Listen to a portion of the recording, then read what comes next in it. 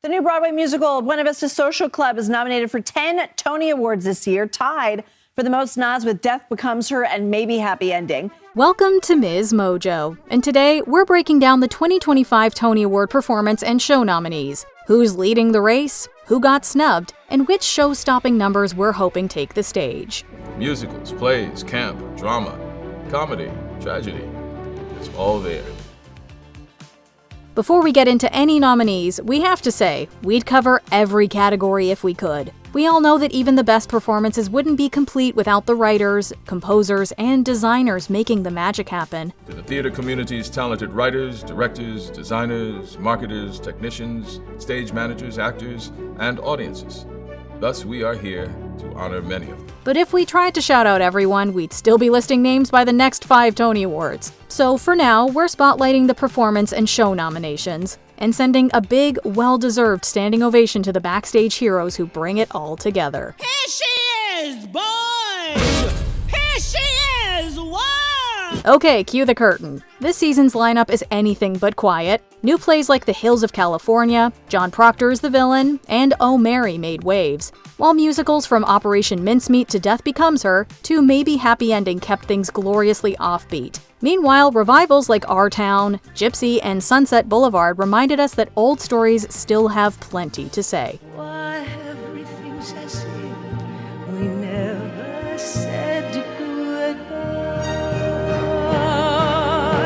We've also got George Clooney making his stage debut in Good Night and Good Luck, Sadie Sink stepping out of Hawkins and into High School Scandal, and Nicole Scherzinger channeling full-blown Norma Desmond in Sunset Boulevard. Not to mention Audra McDonald proving there is practically no role she cannot play. Finished? We're just beginning, and there is no stopping us this time. It's been a season of big risks, bold choices, and more than a few standing ovations. So with the house lights down and the buzz still in the air, let's take a look at what made this year unforgettable. From Betty Boop to Marilyn Monroe to Mary Todd Lincoln, ooh, that would be a good musical. This season has something for you. Predictions and snubs. Best Musical is a true toss-up. 2 shows seem to have the edge. Maybe Happy Ending, with Darren Criss's quietly devastating Lovesick Robot, and Dead Outlaw, inspired by the tales of Elmer McCurdy. Both are original, affecting, and backed by standout leads likely headed for a good night at the Tonys.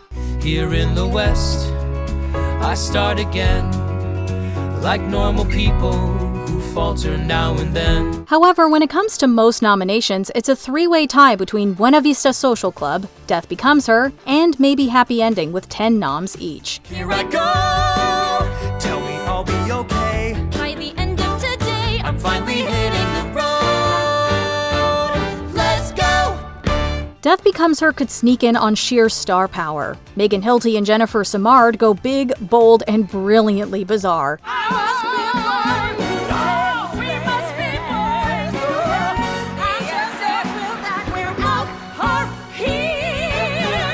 Operation Mincemeat brings Olivier buzz and a shape-shifting performance from Jack Malone. Buena Vista Social Club might charm its way in thanks to Natalie Venezia Balcon's soulful turn. We are, however, a little surprised that Old Friends didn't get more fanfare, especially with a star-studded cast featuring Bernadette Peters and Lea Salonga. What an incredible blessing and joy it is to be able to sing so much of Steve's work on Broadway. Perhaps that's because Best Actress in a Musical is already stacked this year. Audra McDonald in Gypsy feels unstoppable. Her Rose is simply a sight to behold. Honey, everything's coming up roses. Megan Hilty delivers a hilariously unhinged turn in Death Becomes Her, and Nicole Scherzinger's haunting Sunset Boulevard performance is a serious contender. On the flip side, Hilty's co-star Michelle Williams was seemingly ghosted. Jasmine Amy Rogers in Boop is the wild card. Fresh, fun, and impossible to ignore. yes, my goose has been cooked now. Here I basically hooked now. 'Cause the last time I looked now, I'm where I wanna be. The Drama Desk Awards committee certainly seemed to agree. Speaking of Boop, it looks like she's the frontrunner to beat out shows like Death Becomes Her, Gypsy, and Smash for Best Choreography. You can save the world in trousers or skies. Little versatility, never hurt. Little versatility, never hurt. Meanwhile, Best Actor in a Musical is shaping up as a showdown between Darren Criss and Andrew Durand.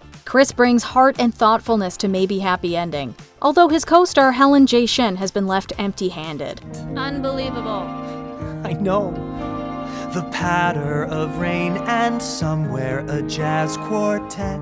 They were playing in the rain. They were inside. So we were inside. We were outside. Meanwhile, Durand makes Dead Outlaw unexpectedly moving. Jeremy Jordan, Floyd Collins, offers grit and grace, and Tom Francis, Sunset Boulevard, broods with classic Hollywood cool. Sunset Boulevard, Jackpot Boulevard.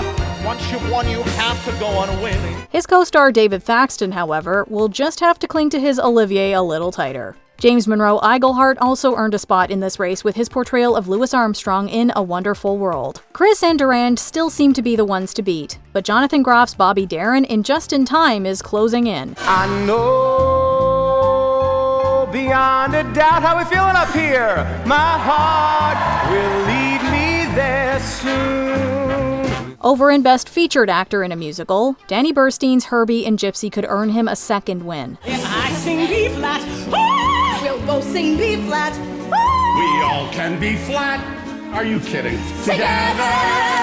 Whatever the trick, we can do it. Jack Malone's versatility in Operation Mincemeat might steal the spotlight. Given its performance at the Oliviers, we wouldn't be surprised if it's an all-around strong night for this British show. Jeb Brown brings flair to Dead Outlaw, Taylor Trench offers emotional depth in Floyd Collins, and Brooks Ashmanskas adds humor and heart to Smash. Really, it's anyone's game. Oh, this is new here. Ball change, kick, cross, turn, bump, bump, and switch. Oh my goodness. Still got it. As for Best Featured Actress in a Musical, Julia Neitel's multi-role brilliance in Dead Outlaw makes her a contender, but Joy Woods' transformation in Gypsy is tough to beat. Natalie Venecia Balcón brings soul to Buena Vista Social Club, while Justina Machado is a superstar in Real Women Have Curves. Coming from Mexico to boil your high sacrifice. Don't let life drag me down. I'm the queen of this town. Call me la chingona, I'll be sipping my corona. We're glad that Machado got some recognition for this musical, which, if you ask us, should have been among the season's best new musicals. Anyway, Woods could take it, but it's a tight race.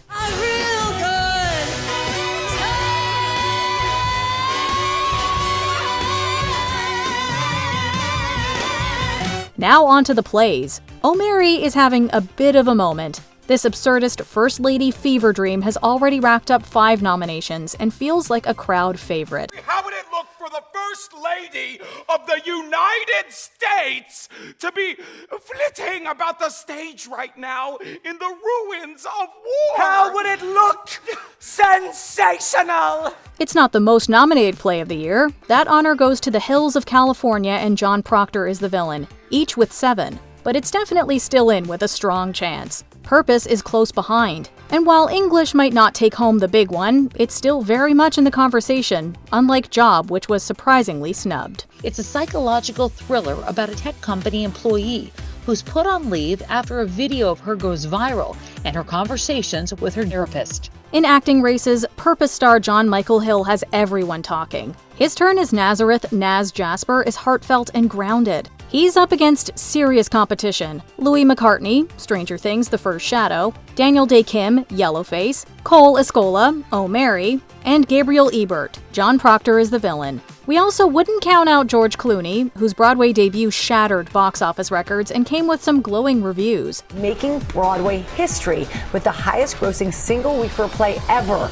raking in over $4 million over the course of just 8 performances. Star power and critical praise are a tough combo to beat. Not that it helped the star-studded cast of Our Town, led by Jim Parsons, or The Last 5 Years, starring Nick Jonas and Adrienne Warren. That being said, there was also nothing for Kieran Culkin's performance in Glengarry Glen Ross, which took him out of the running for making history as the actor to score the Triple Crown of acting in the shortest amount of time, meaning an Oscar, an Emmy, and a Tony in a year and a half, a record currently held by British actor Paul Scofield. Although Culkin's co-star Bob Odenkirk did get a nom. Kieran Culkin joins Bob Odenkirk, Bill Burr, Donald Webber Jr., and Michael McKean as characters wrestling with greed, theft, and shaky morals in their workplace. On the Best Actress side, LaTanya Richardson Jackson shines in Purpose, drawing both crowds and critical praise. Sarah Snook offers something edgy and captivating in The Picture of Dorian Gray. For that, I would give everything.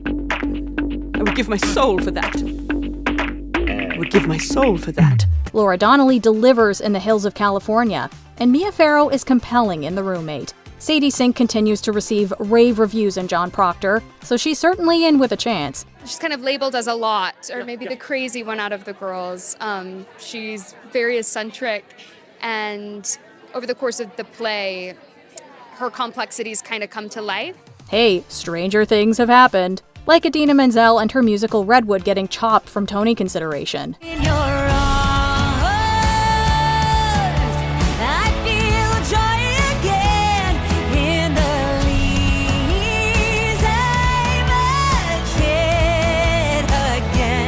Revivals have been pulling at our nostalgia all season, too. In plays, Yellowface and Glengarry Glen Ross are contenders, but if the reviews are anything to go by, Eureka Day might edge ahead. Maybe this is a great moment for a community-activated conversation.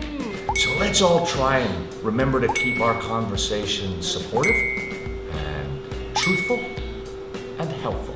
Othello, despite starring Denzel Washington and Jake Gyllenhaal, missed out entirely, likely due to a lukewarm reception. Romeo and Juliet did score a nod. That said, despite its bold reimagining, we wouldn't be surprised if they're left asking wherefore. We know we're definitely asking that question about the absence of its stars from the nominees list. Musical revivals have also been strong.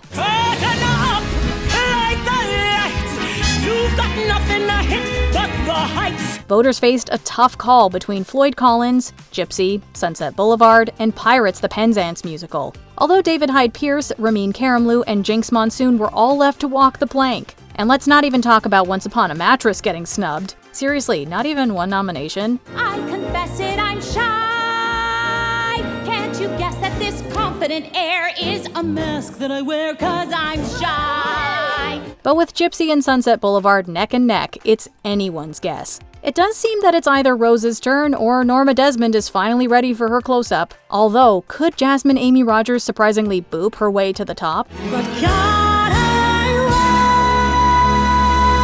want something to shout about. Stand on my head about. Before we continue, be sure to subscribe to our channel and ring the bell to get notified about our latest videos. You have the option to be notified for occasional videos or all of them. If you're on your phone, make sure you go into your settings and switch on notifications. Performances. This season's musical lineup is unusually strong. New shows, big revivals, and more than a few worthy productions that didn't make the cut. Honestly, there's enough material for a second ceremony. But traditionally, the Tony spotlight performances from the Best Musical and Best Revival nominees. So we're likely in for a maybe happy ending, and perhaps one of its moving love songs, and Operation Mincemeat possibly marching in with Born to Lead, as it did at the Oliviers.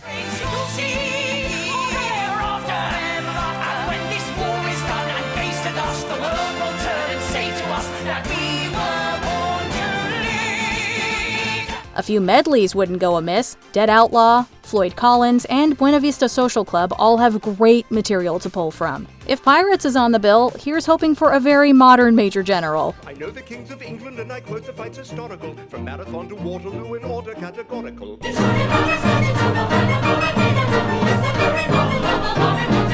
We'd put money on With One Look from Sunset Boulevard and fully expect Audra McDonald to bring the house down with Rose's Turn. And with Cynthia Erivo as host, we're expecting she'll have some wicked performances up her sleeve, too.